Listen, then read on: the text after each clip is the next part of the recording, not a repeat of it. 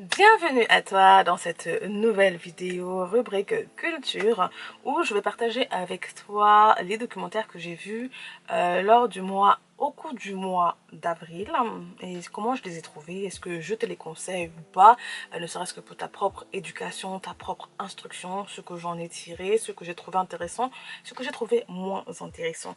Je trouve qu'il est important d'être des personnes cultivées, je travaille vraiment, je trouve que c'est tellement intéressant d'apprendre de nouvelles choses, d'ouvrir son entendement, si on peut dire les choses comme ça, de s'ouvrir à la culture, à la société, développer un esprit critique, appréciatif des différences qui font que nous sommes ce que nous sommes, afin de ne pas rester dans un certain cocon comme ça, dans une espèce de cloche, dans un enclos, où on a l'impression que tout le monde pense comme nous, voilà, et on se retrouve à être très limité dans sa manière de penser, dans sa manière d'appréhender le monde. Donc, j'aime beaucoup, ça me challenge énormément, ça m'instruit énormément, ça me permet d'apprécier encore plus ma vie et nos différences à tous. Commençons avec Arte sur les documentaires sur la santé. Donc commençons la première rubrique santé. J'ai regardé le régime méditerranéen par Arte ainsi que les hormones, mythes et réalités. Donc commençons par le régime méditerranéen. Bon, je pense que la plupart d'entre nous connaissons quel est le régime méditerranéen, à savoir le régime qui se rapproche le plus de la zone de tout ce qui est la Grèce, Crète, tout cela, où c'est beaucoup plus basé sur l'huile d'olive principalement, tout ce qui est poisson, le moins d'aliments industrialisés possible, le plus se rapprochant de la terre, beaucoup de légumes, beaucoup plus de poissons que de viande rouge, un peu de vin, voilà, c'est basiquement ça le régime méditerranéen. Alors j'ai aimé l'approche de ce documentaire parce que il partait du constat, bien évidemment, qu'à chaque fois on dit que le régime méditerranéen est intéressant, mais qu'est-ce qui est vraiment intéressant dans le régime méditerranéen et à quel point fait-il vraiment la différence? Est-ce que c'est prouvé ou est-ce que c'est parce qu'on a juste regardé certaines populations? Est-ce que chez des personnes qui avaient déjà certains troubles, notamment au niveau de la tension, notamment qui présentaient des facteurs de risque d'arrêt cardiaque, infarctus de myocarde, toutes ces choses-là qui vont être des maladies avec comme cause, comme facteur de risque, l'obésité, le stress, la mauvaise alimentation.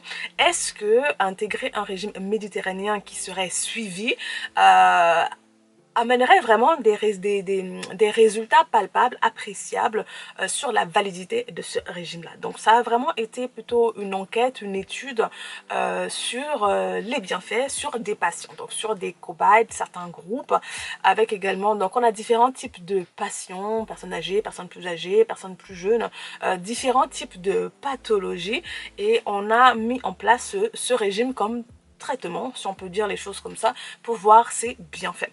J'ai beaucoup aimé. Franchement, j'ai beaucoup aimé. Pour quelqu'un qui regarde déjà beaucoup de documentaires en termes de la santé, qui s'intéresse un peu à la santé, ce n'est pas spécifiquement novateur, mais je pense que c'est l'approche qui a été très instructive pour moi, parce que dans le régime méditerranéen, au final, il prouvait que ce qui faisait vraiment le plus de différence, c'était l'huile d'olive. Voilà, c'était l'huile d'olive spécifique qu'ils encourageaient leurs patients, en tout cas leurs sujets de l'expérience à beaucoup consommer. Et on voyait vraiment que l'huile d'olive faisait une grande différence.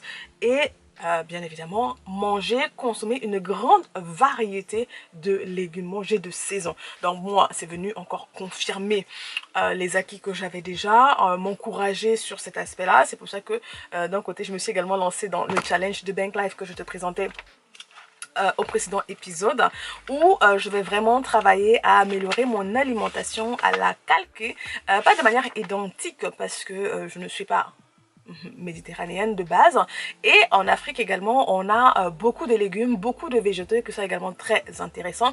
Étant d'origine camerounaise, on a également une grande variété d'aliments. Il y a également l'huile rouge même, donc j'avais commencé déjà à faire certaines recherches sur les bienfaits des aliments dans la culture africaine, dans la nourriture, dans la cuisine africaine. C'est vrai que souvent on mange sans forcément avoir cette approche d'étude des bienfaits.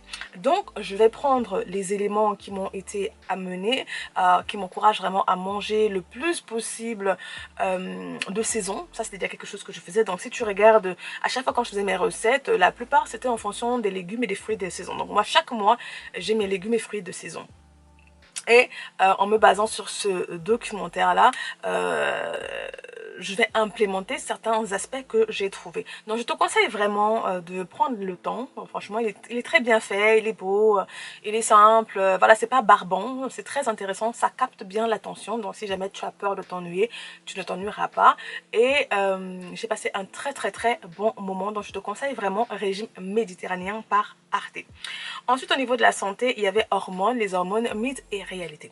Ce documentaire va étudier vraiment l'impact des hormones sur notre comportement. Parce qu'on a tendance aujourd'hui à affirmer que ce sont les hormones qui font tout. Mais est-ce vraiment la réalité? Donc, ils vont faire différents types d'expérimentations, notamment sur les nouveau-nés, les enfants et tout. Étudier des enfants, des embryons qui auront eu certains troubles et qui auront été exposés à plus ou moins de testostérone chez les femmes. Est-ce que ça change leur comportement? Par exemple, s'il y a des enfants intra-utérins qui ont été exposés par exemple à plus de testostérone des embryons femmes, filles, est-ce que ça change leur comportement? Donc ils ont été vivre des transgenres, du coup des femmes qui sont devenues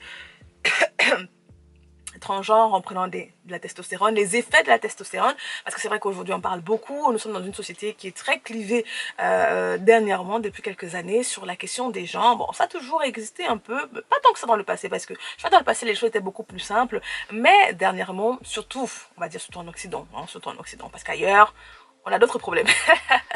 Les gens ont d'autres problèmes que les questions de normes sexuelles. Mais du coup, dans ce documentaire, on va étudier vraiment la testostérone. Est-ce que c'est vraiment la chose qui fait tout? Est-ce que c'est vraiment la testostérone qui fait que les hommes sont beaucoup plus violents parfois, brutaux? Est-ce que c'est vraiment ça la cause de tout? Bien évidemment, le documentaire s'emploie à nous expliquer que pas forcément, non. Il y a bien évidemment des différences sexuelles chez les hommes et chez les femmes, des différences de comportement, mais ce n'est pas juste les hormones qui font tout. Il y a également l'aspect culturel et parfois on néglige la part de l'aspect culturel, de l'influence culturelle sur les comportements que femmes et hommes auront. Est-ce qu'on n'a pas de différence? Si. Mais est-ce que c'est juste nos hormones? Donc le documentaire va vraiment nous amener à nous questionner par rapport à différentes expérimentations qui avaient déjà été faites par le passé, mais les scientifiques qui vont être abordés vont nous montrer à quel point ces expériences ne sont pas forcément très exactes. Donc en science, quand ce n'est pas très exact, ça veut dire que c'est faux. Si ce n'est pas très reproductible, ça veut dire que les résultats obtenus ne sont pas aussi utilisables, ne sont pas utilisables tout simplement pour énoncer des faits. Donc c'est un très bon documentaire pour nous amener vraiment à ne pas accepter totalement juste une définition qu'on nous a donnée par rapport à la science. Nous avons bien évidemment des différences spécifiques entre hommes et femmes, mais tout ne vient pas juste de la science, donc il ne faut pas juste se laisser, comment dire, sur le siège arrière en se disant non, c'est mon corps, non. La culture, nous-mêmes, nous avons une influence sur la manière dont nous allons réagir, et certaines expériences m'ont pu montrer que ce n'est pas forcément la testostérone qui fait monter le pic d'agression, mais c'est parfois nos comportements qui font monter la testostérone. Donc au final, il y a une influence mutuelle entre l'augmentation des hormones et l'activité qu'on aura, mais l'activité également influence l'augmentation des hormones. Donc c'était passionnant de voir cette relation-là entre nos activités, nos réactions et l'hormone. Donc c'est pas juste l'hormone augmente, donc nous avons telle réaction violente, mais parfois c'est également la réaction violente qui fait augmenter l'hormone. Donc c'est pas un sujet simple parce qu'elles sont toujours en cours d'études, mais ça permet de relativiser beaucoup de choses et de tout simplement également comprendre que certaines personnes, certains hommes qui vont décider d'être violents en disant que non, c'est la testostérone, c'est ça être un homme, bah pas vraiment, non. Voilà, comme on dit la testostérone a bon dos. Comme on disait que le Covid avait bon dos. Hein. La guerre en Ukraine avait bon dos. Hein. Sur l'inflation, la guerre en Ukraine ceci, la guerre en Ukraine ceci, la guerre en Ukraine. Bah, la testostérone aussi, elle a bon dos sur beaucoup de choses chaotiques qui se présentent dans notre société qui ne devraient pas. Parce qu'on a juste dit c'est comme ça que je suis. Voilà, c'est comme ça. C'est la testostérone. Donc, très bon documentaire. Bon, je l'ai pas trouvé magnifique dans la cinématographie, mais plus dans le contenu. Parce que bon, la cinématographie, elle est un peu... c'est pas coloré, c'est pas aussi peps, mais bon, c'est le sujet. Donc, très intéressant, comme toujours avec Arte. Donc, 5 sur 5. Les deux documentaires, je leur ai donné un 5 sur 5. On passe au documentaire archéologique sur l'Empire Inca, l'histoire révélée par Arte toujours. Bon documentaire à qui j'ai donné un 3 sur 5. Bon, je ne sais pas trop ce à quoi je m'attendais, mais ce n'était pas vraiment ce à quoi je m'attendais. Voilà. Je crois que je me disais qu'on allait parler plus de l'Empire Inca dans un autre, peut-être l'histoire, la création, ce qu'ils ont fait et tout. Mais c'était un documentaire qui s'est plutôt penché sur la question de l'écriture au niveau de l'Empire Inca. Parce que jusqu'à aujourd'hui, l'histoire disait que c'était le seul empire qui n'avait pas d'écriture. Donc ils avaient un moyen pour faire leurs calculs, mais il n'y avait pas de moyen, on n'a pas vu de traces écrites. Or, c'est un des plus grands empires. Donc, c'était intéressant de suivre archéologues, oh là là, c'est pas facile, hein, qui justement s'efforçaient de prouver, en fait, qui ont trouvé un moyen par lequel il semblerait que l'Empire Inca communiquait, parce que bon, comment est-ce qu'un empire aussi grand communiquait, gardait la main mise sur tous les peuples aussi divers et variés qu'ils ont conquis sans écriture? Quels étaient les moyens? Et donc, on explore un peu comment l'Empire Inca a réussi à demeurer autant solide jusqu'à l'arrivée des conquistadors, bien évidemment.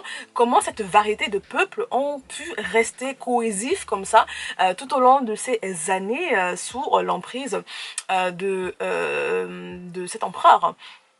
Et donc on va étudier différents outils qu'ils auraient pu utiliser, et c'était très intéressant parce que ça nous donne également une vision sur aujourd'hui les conquêtes, parce que bon, il n'y a pas entre guillemets de guerre, mais il y a une guerre culturelle qui est en cours. Donc c'est intéressant parce qu'au final il n'y a rien de nouveau sous le soleil, et déjà ce que l'Empire Inca faisait, c'est également ce qui s'est reproduit avec l'esclavage, la colonisation. C'est un peu les mêmes outils, bon, sans autant de violence que l'esclavage et la colonisation, mais au niveau de l'Empire Inca, c'était vraiment utiliser l'aspect spirituel, donc ne pas chercher à imbriquer, à forcer des cultures à s'imbriquer en nous, mais à les comprendre et à jouer avec leur culture, les assimiler, non, les inclure sans forcément les assimiler. C'est comme ça que ça permet qu'un groupe aussi hétérogène puisse demeurer dans le temps. Donc c'était très intéressant. On a également abordé la question de la fuite après la conquête des conquistadors, ce que le dernier empereur Inca, donc les nouvelles découvertes qu'ils sont en train de faire dans la forêt amazonienne de monuments, d'autres villes, d'autres cités, où du coup les personnes qui ont fui lorsqu'il y a eu cette invasion là, où est-ce qu'elles auraient été, qu'est-ce qui s'est passé, qu'est-ce qui aurait pu se passer dans la tête par exemple de l'empereur. Donc c'est très intéressant de voir ces explorateurs là, ces archéologues qui découvrent de nouvelles ruines, des nouvelles cités et tout, et on a un peu ces schématisations en 3D là pour voir éventuellement à quoi ça ressemblait, comment on vivait dans le temps. Moi j'aime beaucoup, voilà, tu vois, j'aime beaucoup. Donc c'était un peu cela sur l'Empire Inca, donc je te conseille vraiment. Et la clé, la leçon, dernière leçon que je peux partager avec toi, c'est que du coup ce documentaire s'efforçait de montrer que certaines choses que les conquistadors auraient écrites dans les manuels qui restent, bah c'était faux. Et comme on dit, c'est le vainqueur qui écrit l'histoire. Et donc, ça nous permet à nous, aujourd'hui, de faire très attention par rapport à ce qu'on lit dans les livres d'histoire et à se questionner, à toujours être très dubitatif. Parce que, rappelons-nous, c'est toujours les vainqueurs qui écrivent l'histoire et l'écrivent toujours à leur avantage. Par exemple, dans la conquête de l'Empire Inca, les archives nous disent que, donc les conquistadors nous disent que l'empereur n'a pas résisté. Voilà, donc les mettons là attrapé, il est mort, il n'a pas résisté. Mais du coup, les dernières découvertes archéologiques prouve en fait que l'empereur a résisté, mais différemment. Donc il y avait une résistance. Or, ceux qui ont écrit l'histoire nous disent que non, ils sont venus et puis ils ont balayé tout, et l'empereur s'est couché, tuez-moi. Or, ce n'était pas le cas. Donc, faisons attention aux archives, faisons attention aux informations qu'on reçoit, parce que tout est manipulé. Si déjà ils manipulaient là-bas, là, et ils n'avaient que l'écriture, bah, combien de plus fortes raisons nous? Donc, nous devons être très attentifs par rapport à toutes les informations qu'on reçoit, parce que bah, tout est manipulé à l'avantage d'une certaine personne, d'une certaine société, d'une certaine emprise, culture.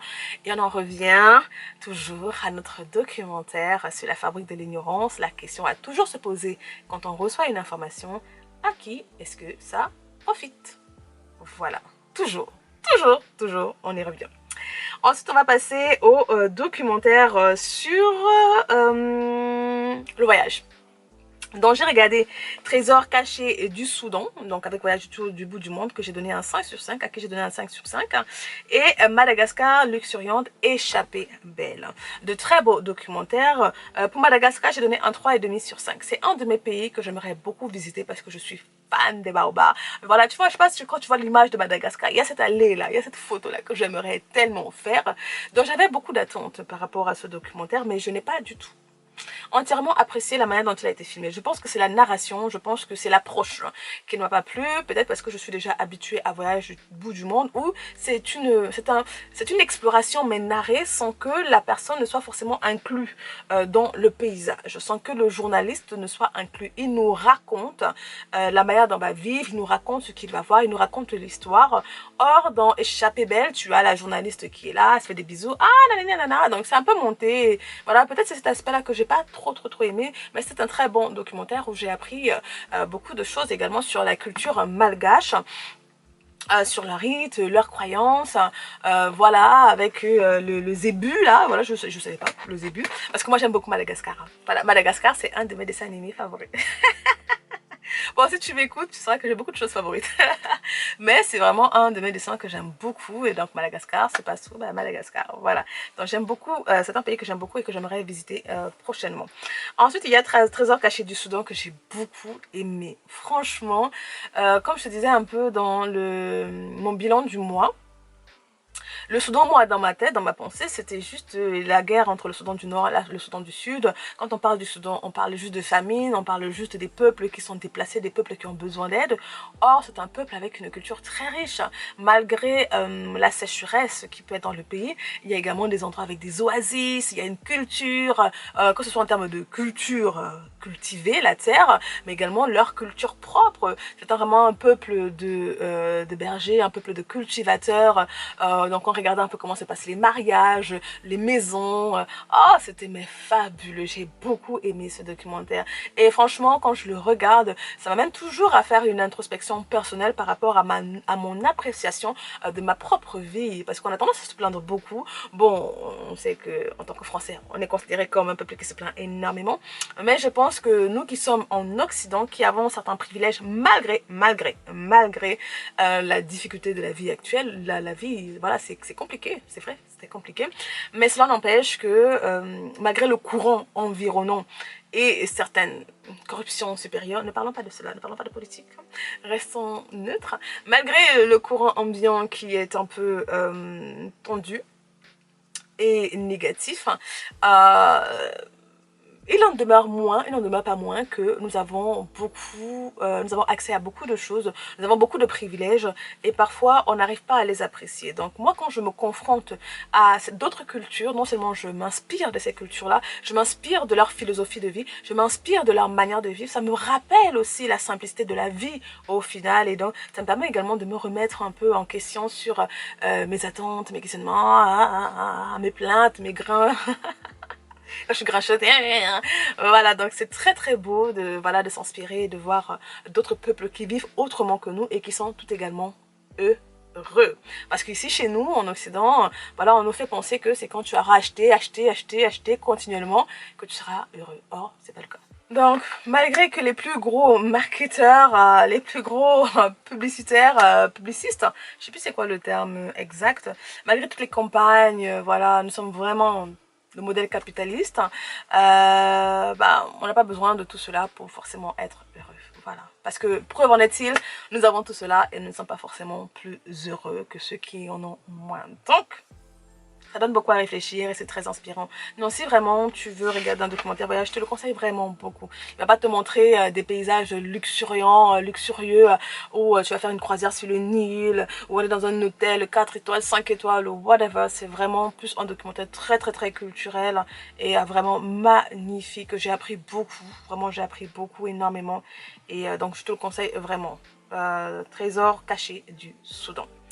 Ensuite, donc voilà, j'avais commencé Haruki Murakami de Underground à 1084 par 1000Q84 par Arte, mais je ne l'ai pas terminé, qui parlait justement de cette tragédie où il y a eu l'attaque à cette neurotoxine de la secte Shinto. Non, c'est pas Shinto, j'ai oublié c'est quoi le nom de la secte, qui a eu attaqué